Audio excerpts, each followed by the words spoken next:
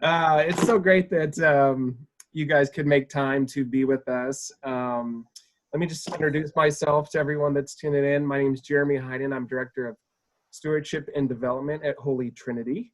And I'm here with Joe and Jill Thorne, who are parishioners and have kids at Holy Trinity.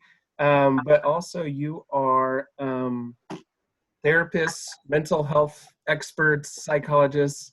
I want you to take a moment to just tell us each about yourself a little bit. So, please. Well, thank you. So, welcome. Hi, Holy Trinity. Hope to see you in person soon. So I'm a clinical social worker, and I work at Advent Health Shawnee Mission Hospital. I'm on the inpatient psychiatric unit. Came here to Lenexa about 3 years ago and took a job with Shawnee Mission Advent Health pretty shortly afterwards. Retired from a community mental health center in Leavenworth that I worked for 26 years. So really enjoy the hospital work right now. It's a stressful time at the hospitals, but glad to be on the unit that I am. And I am a psychologist, and I have a private practice in Overland Park that I do pretty much part-time and see people for depression, anxiety, relationship issues, see religious concerns related to parenting and personal growth issues. Excellent. Thanks, guys. I might have lost your audio. Can you say something? I can't hear you. And I can't hear you. Something happened. Yeah, okay. There you are. There you are. We're back. We're back. Gotcha. We're back. Okay. Love that technology. So anyway, I kind of got ahead of myself. Just to introduce everyone, this is our first episode of our Courage Under Quarantine series, where we're just kind of talking about healthy ways that people are living in isolation and under quarantine. But we're also may have a little fun with this series and go in and see like how Father Mike and Father Mark are doing in the rectory and everything like that. So thank you guys for being a part of the first episode here. So anyway, tell me about what it's like. And Joe, you said, it's kind of a rough time in the hospital environment. I say rough, probably challenging is a better word. But if you could each take a little bit of time to talk a little bit about what you're seeing now and experiencing compared to pre-COVID days. I will say that we haven't probably seen the effect yet. We're starting to. Oh, wow. I was listening to the radio on the way to work, and mental health professionals are anticipating a surge in the need for mental health treatment due to this. And we've seen some early situations already that people are being hospitalized on our unit that is directly tied to the COVID. This isolation, unemployment, substance abuse is dramatically increasing. So we are seeing a lot of folks coming onto the unit as an effect of the COVID. Wow. Okay. Jill, what's it like in private practice and what you're seeing? Yeah, well, for sure, because I think of the isolation that people are trying to impose on themselves, as they should for the physical issues, the risks, but it then increases depression for most people to try and kind of hide away from social contact and warmth and hugs and even just smiling at strangers. Some people live alone, so then when they isolate, they are literally all by themselves for weeks, and except for maybe going to the grocery store once a week. So of course with that, I encourage them to do the safe social contact a lot and to be creative. I also, across the board, have seen anxiety go up, which I think everybody experiences. I mean, if people are not a little more anxious at this time, I would think they're not taking in the information because the risk, the danger is increased. And then, of course, all the financial instability that is starting to have more and more of an effect on people. So it's an uncertain time. With that, though, they're really focusing in on what's most important. And I see a lot of people of Christian faith, a lot of Catholics, and then they're like drawing closer to God and relying on. Yeah. Jill, I think we lost your audio again. Okay, we're back. I think. Say something. Say something. We lost it. Now you're frozen. There we go. Okay. Okay, we're back. We're back. We're back. That's a good. Yeah. So great. Yeah.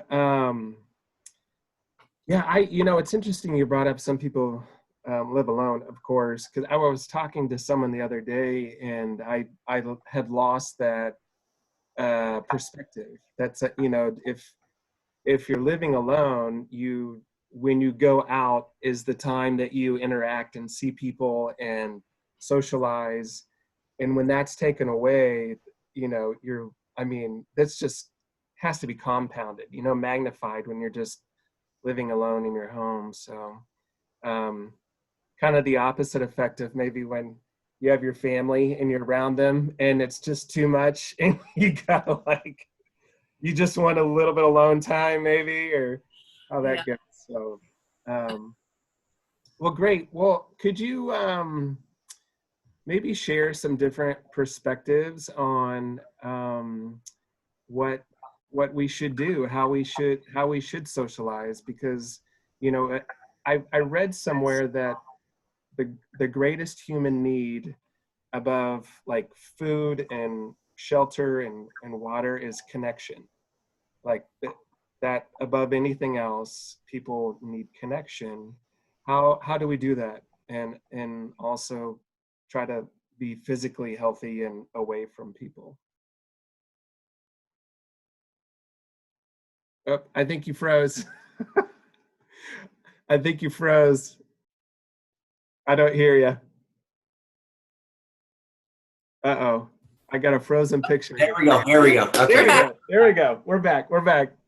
Well, I really, one of the duties I have at the hospital is I do group facilitation, and one of my favorite groups is wellness plans. And I think before we even start with connections with others, we need to start looking at what we can do on our alone time to stay well.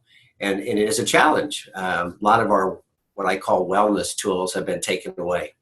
You might have gone to the community center to work out. We can't. Mm-hmm. And we have to think of ways that we can still get those wellness tools in place. And Jill had shared with me driving through the neighborhood, seeing a guy out in his yard with a broom handle and paint buckets duct taped to it and lifting weights. Those type of things we need to think of and improvise to still get the wellness things that we normally would be doing, just different ways. Getting out of our house and enjoying the sunshine. That's one blessing I think we have had with this, is that at least we have weather that we can get out. This would have been much worse had this come in the dead of winter. And so we are able to get out and see the beauty that we have in spring. So, just focus on that. I mentioned substance abuse is definitely an issue that I think a lot of Americans are probably overdoing right now. Let's do that in moderation, eating healthy, all those things we need to do to stay well. And then that makes us better and can lead into more of our social interactions with others. And you can start, you can talk about this. So. Probably I would say that creativity is number one. There are so many ways to connect and to feel more connected to people right now. There are a lot of limits too, that ignore the limits and think of it as a game and try to have fun with it. And as you figure out new tricks and things that feel good, that are heartwarmers, inspire other people with that, put it on Facebook. So things like that a lot of people are doing now, Zoom dinners, even if the other person's not eating with you and you don't normally even have dinner with them, just to see another person, they really are still real. Because this whole thing is kind of like a science fiction movie. It's so unreal seeming. It's a good description. Yeah. Kind of creepy. So then also social distance, but not letting yourself just stay totally distant. But like we've drawn out with chalk measuring, like 10 feet and then had people over trying to guarantee, we're not going to be unsafe. if we need to see somebody, because there's some people that after a while you just miss them so much. And it is different. So we've also done maybe more fun games. We had a scavenger hunt over Facebook with family that was just such a creative little idea where they said, like, go get this, go get an umbrella, and the first family that takes a picture of it and sends it in gets to win something. And then they had a bunch of things you had to find and add up the score. Our kids we were all just screaming our heads off and yelling, trying to have fun and beat people. And we would have never thought to do that if we weren't just stuck a little more. And for the people who can't just like as easily connect with others that really are more isolated, I always tell them too, it's temporary. It may go on quite a while, but this tells us what's so important to us. And I think a lot of people said, like, when I go out in the grocery store and I smile at people in the future or see friends from church and school, I am going to hug them and just enjoy community so much more, because we see what we have missed with the everyday interactions. And our kids sure feel that. They miss friends and teachers they complain about. They're just love hearing their voice is a comfort right now when they do their virtual schooling. So yeah, that's great. Yeah, those are. Oh, go ahead. I'm sorry.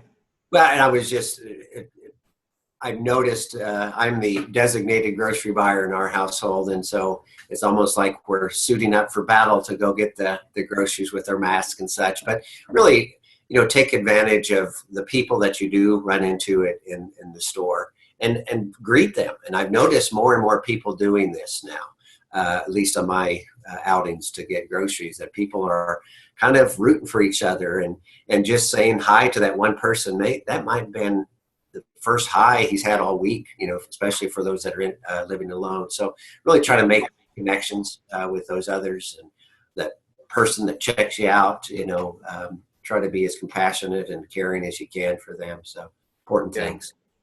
That's great. A couple of thoughts. The first one is, maybe it's just I'm more perceptive now than I have been in years past, but I don't remember this many people out walking and biking and just being outside in past springs. And I feel like that's, talking about maybe some of the blessings that have happened from this unfortunate thing. And people talking about how, like, my wife, Loretta, was out walking the other day and she ran into some friends of ours. And so the wife, Jenny, said jokingly, but half seriously, I don't know if we're going to go back to our old life when this is over. Like the running around and all the events and all the practices and the games and, just all of the go, go, go, go, go. So it might have been a good blip on our radar to really question,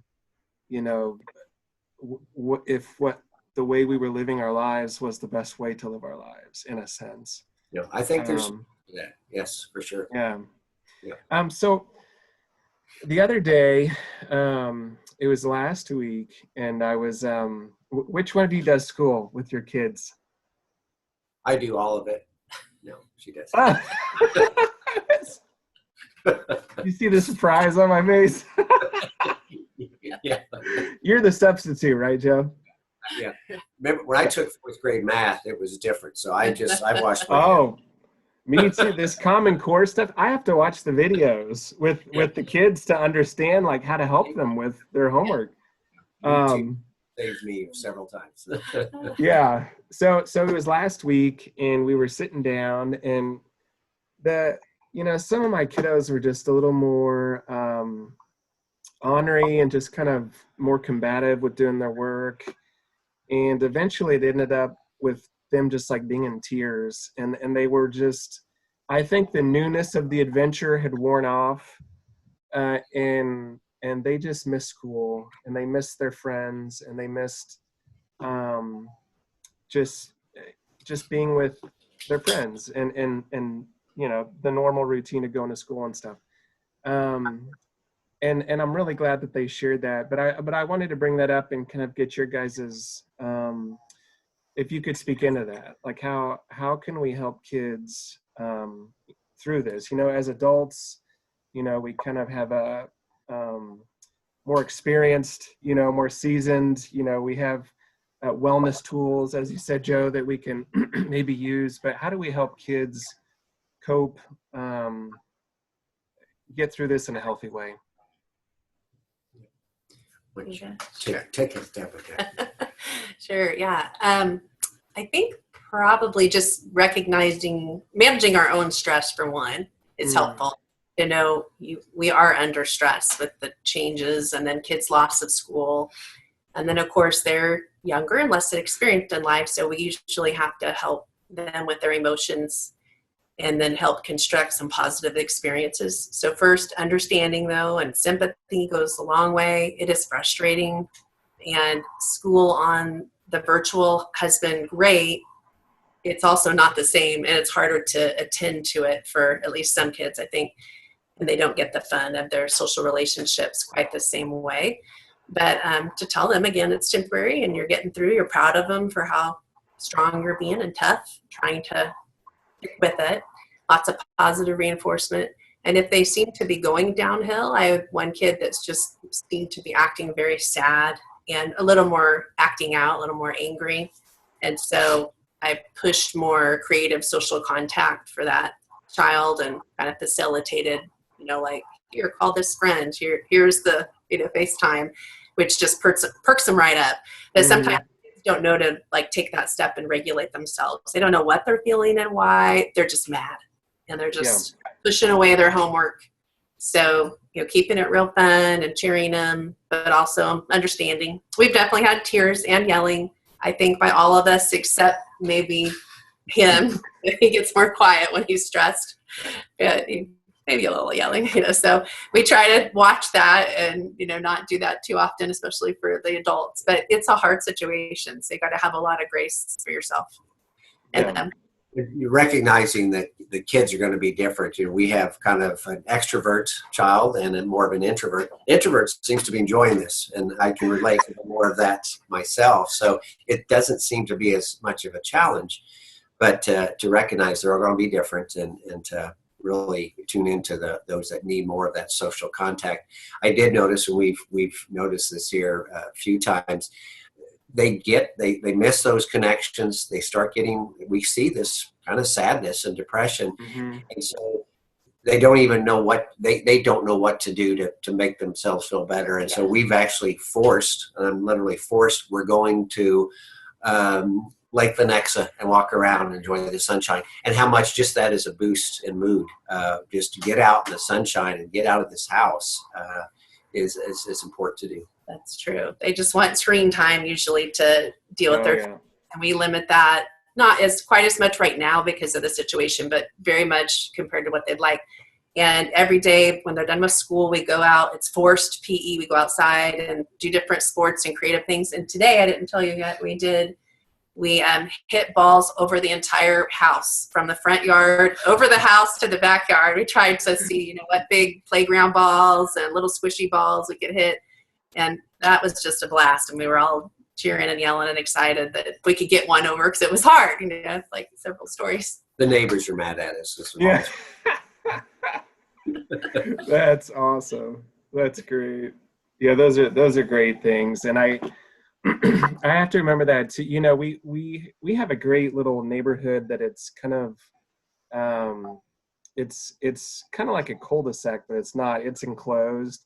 And so kids can ride their bikes and do that stuff. But I don't think about just getting out, like just taking them to Shawnee Mission Park or Lake Quivira, or just, so that some of that stuff's still open and can still, just get out of your neighborhood, so to speak, Can you guys talk a little about the spiritual aspect of this change? Like what do you do with your families now? There's a lot of streaming masses. There's a lot of digital resources and content now that you can, show your kids or just provide for family, spiritual time. How have you had to pivot with that, and what are you doing with it? Okay, well, we're doing Sunday Mass, of course, online. We've cheated on Father Mike a few times. There's a a lot of options. A lot of options nowadays. Yeah, it's fun to see people. It's comforting, but it's also been neat to go like to the Vatican. We went to. That's super. And Yeah. Father Mike in Minnesota. I can't remember his last name right now. Yeah. All but the different. I've noticed, though, it's really, and we have seen a lot of all these options, but it feels kind of neat to see the Holy Trinity Church and how much we've missed it. Just to get back in the church is going to be so neat to be able to get there. Yeah. Oh yeah. It's been a cool time to be Catholic too, because you can go everywhere and it feels familiar. Like the Pope, he was speaking in Latin and Italian, I think, both, and we were tracking along, even though we're not used to doing that a ton. So that was nice. Yeah. And we always pray as a family and being together more. We're just talking about spiritual things more and doing our religion homework, of course. We have Mrs. McGuire for one of our kids, and she really gives you a lot, for religion, and as we have to pick through what is important when we're running out of time, if we're slow on learning something, that's one that always keeps priority over other things that I can push away. And so yeah, that's things, great. Yeah, like reminders that are good for us. Oh, that's good. Yeah. Something one of my of love. Yeah. St. Augustine. It's good for right now, and it's something that one of my kids said to me the other day when I wasn't handling some frustrations well, and I was like, "You're right," Preaching to me. Yeah, the other day I was just I helped coordinate our parish of streams, and I was while we were doing that, I was scrolling on the side a little bit, and I hit St. Patrick's Cathedral in New York City. Oh. And the cardinal there, I can't remember his name, but he was celebrating Mass, and they had like 16,000 people on during this Sunday, like a normal Sunday Mass. I was like, oh my gosh. It's in New York City, everybody's inside right now, but that was pretty amazing to, all the options, all the different places you can land and experience the same Mass, just different places. So yeah. Well, I'm so grateful for you guys for jumping on here. Before we hop off, is there anything that you want to share that you didn't get to share that you're waiting for me to ask? Anything? Can you think of it? We'll get through this. Yeah, we will. Patience. So, all right, guys. Well, thank you so much. God bless you and your family, and we look forward to connecting again in person someday. Yep. So, all right. Thanks, Jeremy. Bye-bye. Take care, guys. We'll see you.